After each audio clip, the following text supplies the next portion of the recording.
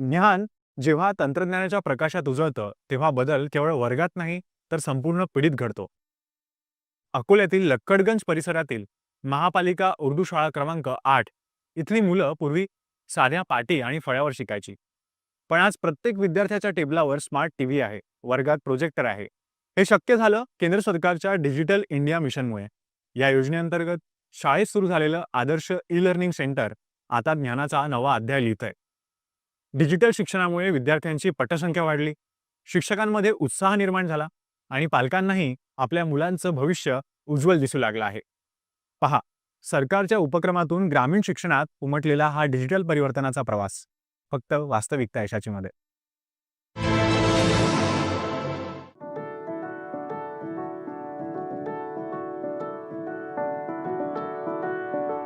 विद्यार्थ्यांच्या प्रत्येक टेबलावर लागलेला स्मार्ट टीव्ही, अत्याधुनिक वर्गातील प्रोजेक्टर आणि संगीताच्या तालावर कविता आणि गाणी गाणारी मुलं हे चित्र कोण्या खाजगी शाळेतलं नाही तर अकोल्यातील उर्दू शाळेतलं आहे.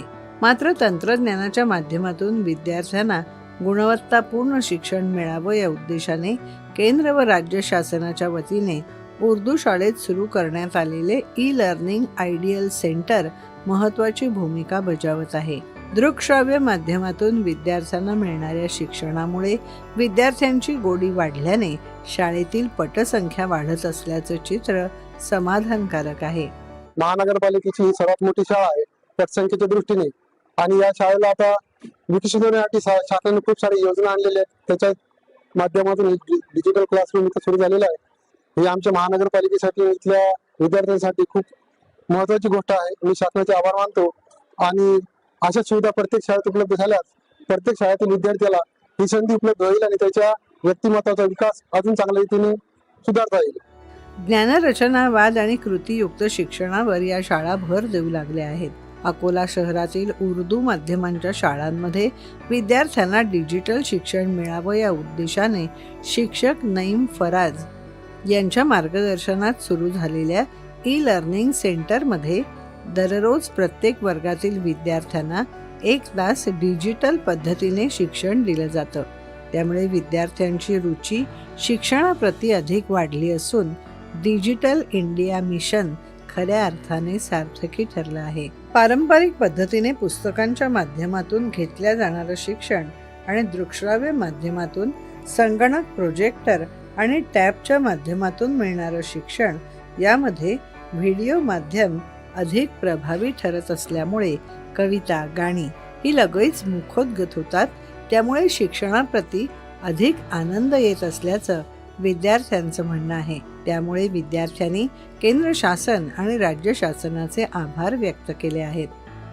ये लैब हमारे लिए बहुत फायदेमंद है और मैं इस पे बहुत प्राउड फख्र करती हूँ कि हमारी स्कूल में ये लैब आई हुई है. इस लैब से बच्चे तालीम हासिल कर रहे हैं, ऑनलाइन तालीम हासिल कर रहे हैं. हर सब्जेक्ट इसके अंदर कंप्यूटर में चलाया जाता है, पढ़ा जाता है और ये कंप्यूटर में आराम से हर चीज सीख रहे हैं. हम कंप्यूटर क्लास में ड्राइंग करना सीखते हैं और पढ़ना सीखते हैं. इससे हमें गेम भी खेलना आता है और इससे हमारा बहुत पढ़ाई में मन लग रहा है. हमको रोज नया कुछ सीखने को मिलता है. ई लर्निंगद्वारे 1ली ते 8वी पर्यंतचे विद्यार्थी डिजिटल शिक्षण घेत आहेत. त्यामुळे विद्यार्थ्यांची नोंदणी वाढली आहे. अत्याधुनिक शिक्षणाला प्रोत्साहन देण्यासाठी केंद्र शासनाचा पुढाकार महत्त्वपूर्ण ठरत आहे. मुझे यहाँ सिखाने में भी बहुत दिलचस्पी पैदा हो रही है, क्योंकि बच्चों को सिखाना बहुत आसान हो गया है. सिर्फ उनको गाइड करना पड़ता है और उनकी दिलचस्पी इतनी रहती है कि वो अपने आप सब कुछ सीख जाते हैं. नज़में वगैरह ये इनके अक्षर बताना नहीं पड़ता, वो खुद डिजिटल तरीके से सीख रहे हैं. ई लर्निंगद्वारे मिळणाऱ्या शिक्षणाने अधिक आनंद मिळत असल्याने विद्यार्थ्यांनी केंद्र शासन आणि राज्य शासनाचे आभार मानले आहेत. दूरदर्शन बातम्यांसाठी विशाल बोरे, अकोला.